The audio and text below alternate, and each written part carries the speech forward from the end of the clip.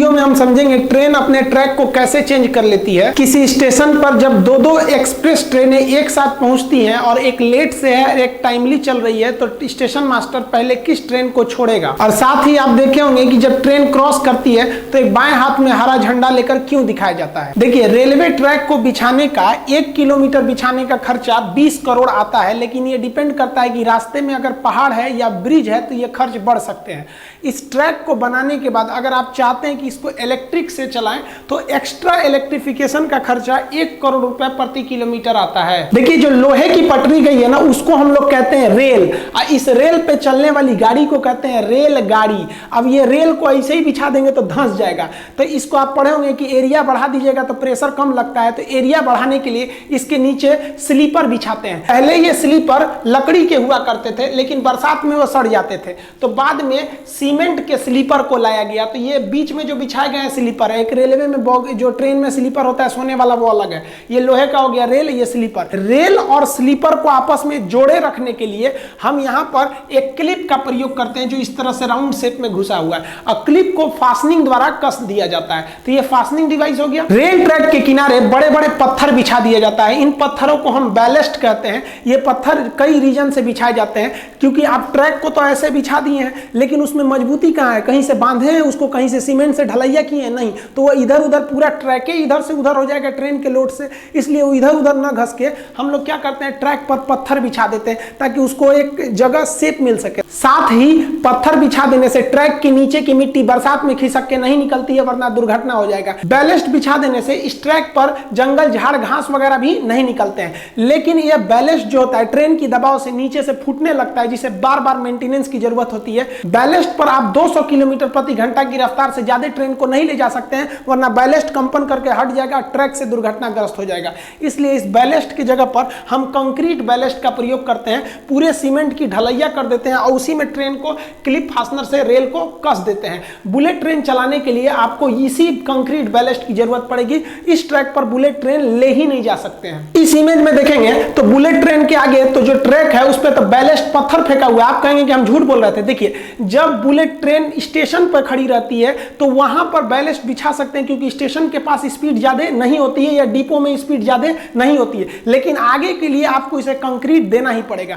Delhi metro देखेंगे तो Delhi metro का स्पीड ज्यादा नहीं है, फिर भी उसे कंक्रीट बैलेस्ट पे ही ले जाया जाता है। जिसका रीजन ये है कि दिल्ली मेट्रो ब्रिज से ज्यादातर गुजरी है, और अगर इस पे पत्थर रखेंगे तो वो पत्थर नीचे गिरेगा तो किसी का सर फोड़ सकता है, वाइब्रेशन के कारण वो गिर सकता है। लेकिन वही दिल्ली मेट्रो जब जमीन पर चलती है, कहीं कहीं वो जमीन पे है, कहीं सुरंग में है, कहीं ऊपर है, तो जब जमीन पे चलती है, डिपो में चलती है, तो देखिए वहां पर भी आपको बैलेस्ट ही मिलेगा, पत्थर ही मिलेंगे। रेलवे ट्रैक के किनारे आप देखे होंगे जो बैलेस्ट जमा किए जाते हैं वो ट्रेपेजियम के शेप में जमा किए जाते हैं, जिससे कि रेलवे को अपने बैलेस्ट चोरी होने से पता चल सके। उस ट्रेपेजियम के साइड साइड में व्हाइट कलर के चूना से पेंट कर दिया जाता है, और साथ ही ट्रेपेजियम का एरिया निकाल के हम बैलेस्ट के भी पता कर सकते हैं कि कितना मात्रा है बैलेस्ट का। रेलवे स्टेशन पर आप मेन लाइन के किनारे इस तरह से लोहे की पटरी को देखे होंगे कि कुछ मात्रा में फंसा दिया जाता है और 1-2 फीट बाहर निकाल दिया जाता है। ये इसलिए किया जाता है ताकि अगर हाई स्पीड से कोई ट्रेन जा रही है और बाई दी वो एक्सीडेंट करके गिर गई तो रगड़ाते हुए आगे ना बढ़े, बल्कि इसी में फंस के यहीं रुक जाए और दुर्घटना को कम किया जा सके। लोहे के जो रेल होते हैं वो कारखाने में बनते हैं, तो 10-20 किलोमीटर लंबे नहीं बनते, वो सेक्शन टुकड़े में बनते हैं। उन्हें हम वेल्डिंग करके जोड़ देते हैं। पहले थर्मल वेल्डिंग से इसे जोड़ा जाता था। फिजिक्स के चैप्टर वेल्डिंग में हम आपको पढ़ा देंगे कि कितने तरह की वेल्डिंग होती है। इस वेल्डिंग के द्वारा इसमें काफी ज्यादा स्मूथनेस आ जाती है, बहुत ही स्मूथ हो जाता है। लेकिन रेल ट्रैक को पूरे यहाँ रास्ते भर में एक ही नहीं जोड़ा जाता है, क्योंकि गर्मी के दिन में लोहा फैलता है। फैलने की वजह से अगर एक ही रेल रहेगा तो मुड़ जाएगा और ट्रेन दुर्घटनाग्रस्त हो जाएगी। इसलिए कुछ जगह पे उसे काट कर हल्का सा गैप छोड़ देते हैं। अब इस हल्का सा गैप से अगर ट्रेन जाएगी तो ये इधर उधर भाग जाएगा, तो इसके साइड में एक फिश प्लेट जोड़ दिया जाता है। तो ये साइड में जो जोड़ा गया है ये फिश प्लेट है, और ये फिश प्लेट को एकदम चिपका के इसमें नहीं, इसमें खाली जगह छोड़ना चाहिए ताकि गर्मी के दिन में फैलने का जगह मिले।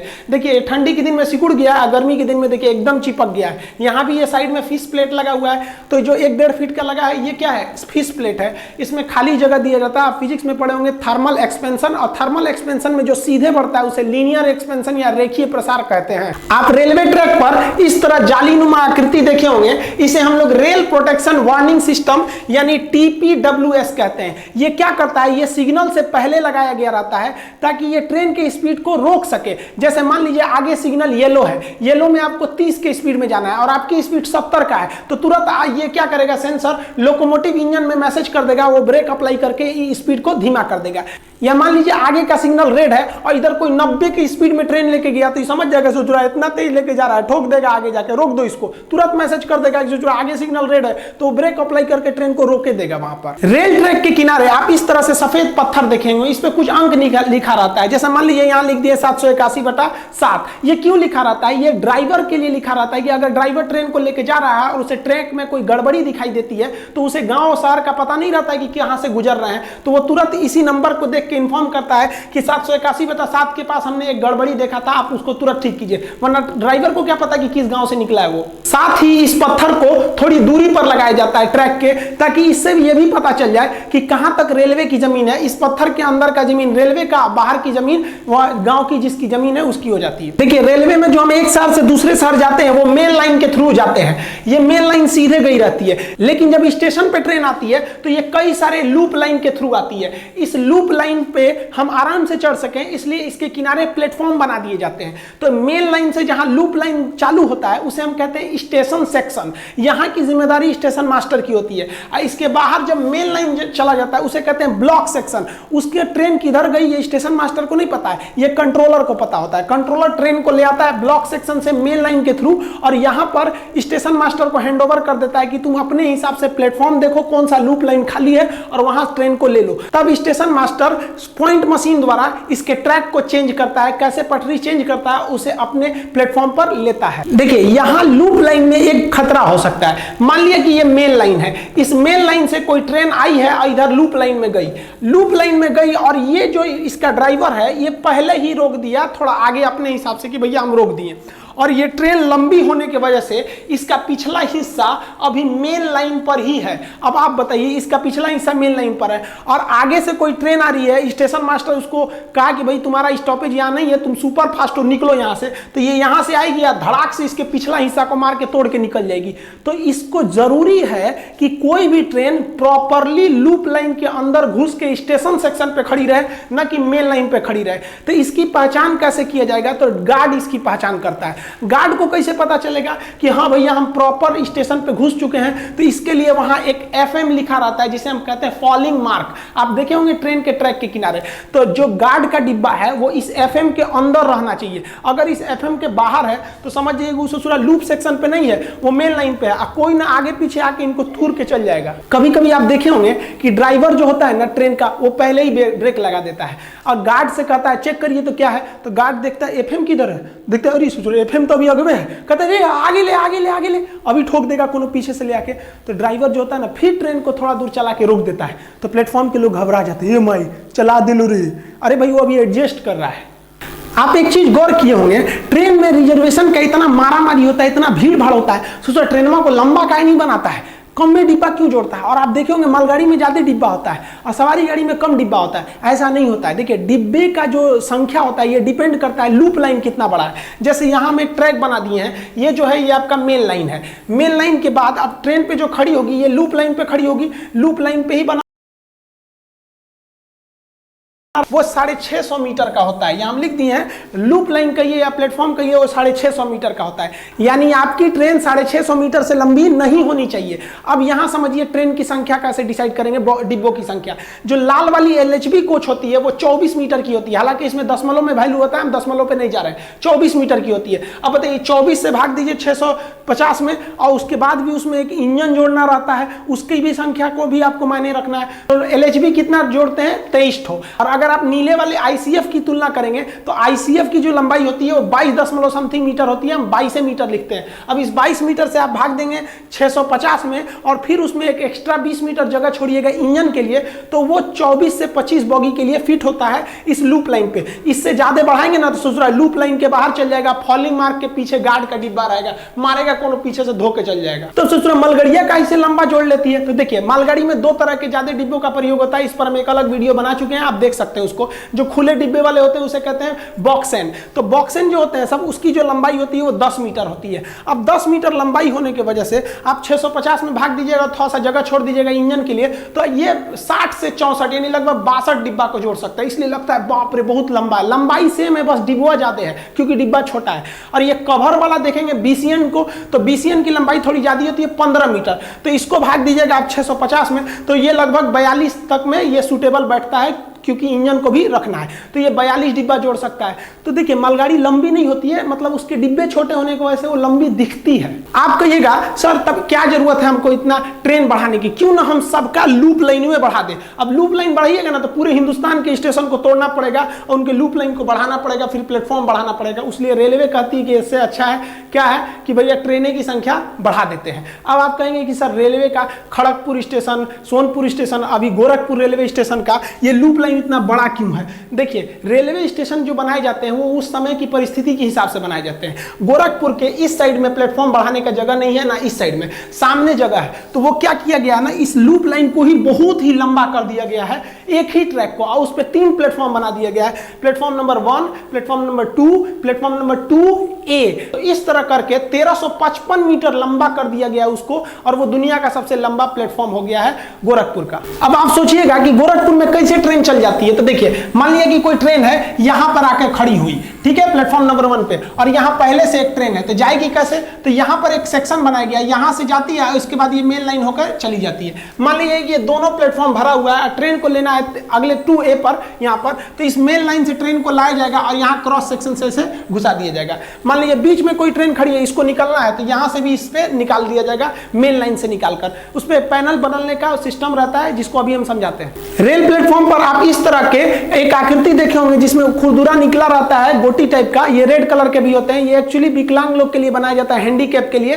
ताकि वो इस खुरदुरे को पहचान के समझ सके कि उनका जो हैंडीकैप बॉगी होता है वो इसी के पास आएगा। देखिए जब कोई ट्रेन क्रॉस करती है स्टेशन से, तो स्टेशन पर एक फ्लैगमैन होता है जो बाएं हाथ में ग्रीन झंडा को लेकर उस ट्रेन को देखते रहता है कि कहीं इसमें कोई खराबी तो नहीं है, कुछ चक्के वगैरह में फॉल्ट या कोई आवाज तो नहीं आ रहा। अगर आवाज आएगा तो दाहिने हाथ से तुरंत लाल झंडा दिखा देगा। अब आप कहिएगा ड्राइवर बा तो चल गया हरियर का देख के, अब रोकेगा कौन। तो पिछवा से गार्ड आ रहा है, वो कहेगा नहीं इसे चुरा, कहीं कहीं तो लाल दिखा रहा है, इसका मतलब इसको कुछ गड़बड़ी दिखा है। तुरंत वॉकी टाकी पे फोन करेगा, ए मिश्रा जी रोकिए रोकिए महाराज कुछ गड़बड़ी है, वो लाल दिखा रहा है। आप भी ट्रेन को लाल झंडा दिखाकर रोक सकते हैं, लेकिन जैसे आप ट्रेन को रोकिएगा जीआरपी आपको पकड़ के कारण पूछेगी, और अगर कारण अच्छा नहीं रहा ना तो जेल में डाल देगी आपको। इसलिए बिना उपयुक्त कारण के जब तक ट्रेन में कोई गड़बड़ी ना दिखाए आप ट्रेन को नहीं रोक सकते। रात के समय आप देखिएगा, रात के समय ट्रेन पे किनारे जब स्टेशन पे घुसती है तो नीचे 2 ट्यूबलाइट लगाया रहता है। एक आदमी टॉर्च से देखते रहता है कि इसके जो बॉगी है चक्के में इसमें सब ठीक ठाक तो है, कोई गड़बड़ी तो नहीं है।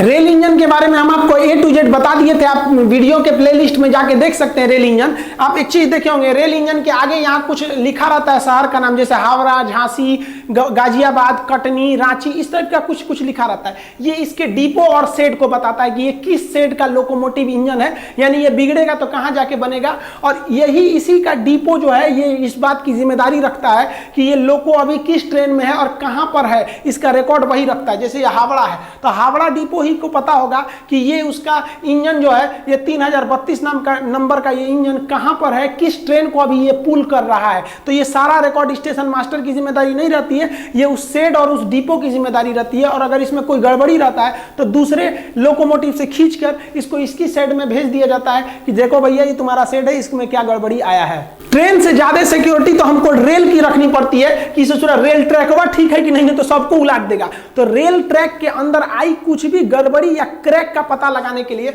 हम अल्ट्रासाउंड डिटेक्टर नामक मशीन का प्रयोग करते हैं। ये इस ट्रैक में अल्ट्रासाउंड मशीनों को तरंगों को भेजती है, और अगर उस तरंग 100% वापस नहीं आते हैं, किसी क्रैक से निकल जाते हैं, तो समझ जाता है कि भैया यहाँ ट्रैक में गड़बड़ी है, उसको चेंज करके निकाल दिया जाता है। आप इस तरह से देखे होंगे ट्रैक पर घुमाते हुए ऐसे छोटी मशीनों को। देखिए हम लोग के यहाँ डबल रेल ही चलती है, 2 ट्रैक होती है, लेकिन यूरोप वगैरह में अन्य देशों में 3rd रेल भी होती है। 3rd रेल क्या होता है, 2 रेल पर तो ट्रेन के चक्के दौड़ रहे होते हैं और एक रेल पर बिजली की सप्लाई दी गई रहती है और वहां से वो बिजली ले रहा होता है। आप यहां देखिए ये 3rd रेल से अपनी बिजली ले रहा है। ये सुरक्षित नहीं माना जाता है, कोई चढ़ गया तो मरिए जाएगा ससुराल, लेकिन इसका प्रयोग हम सुरंगों में करते हैं, मान लीजिए कि सुरंग में ऊपर तक जगह नहीं है, ऊपर से OHE ले जाने का, तो थर्ड रेल से हम उसको बिजली देकर ले जा सकते हैं। देखिए ट्रेन का जो चक्का होता है वो अंदर से ट्रैक को पकड़ के चलता है, अंदर से पकड़ा रहता है, तो जरूरी है कि अंदर का एरिया ट्रैक का खाली रहे, कोई कचरा ना जाए। तो जब सड़क को क्रॉस करते हैं ना रेलवे लाइन से, तो सड़क बीच में भी भर दिया जाता है। तो मान लिया कि आपने बीच में सड़क भर दिया,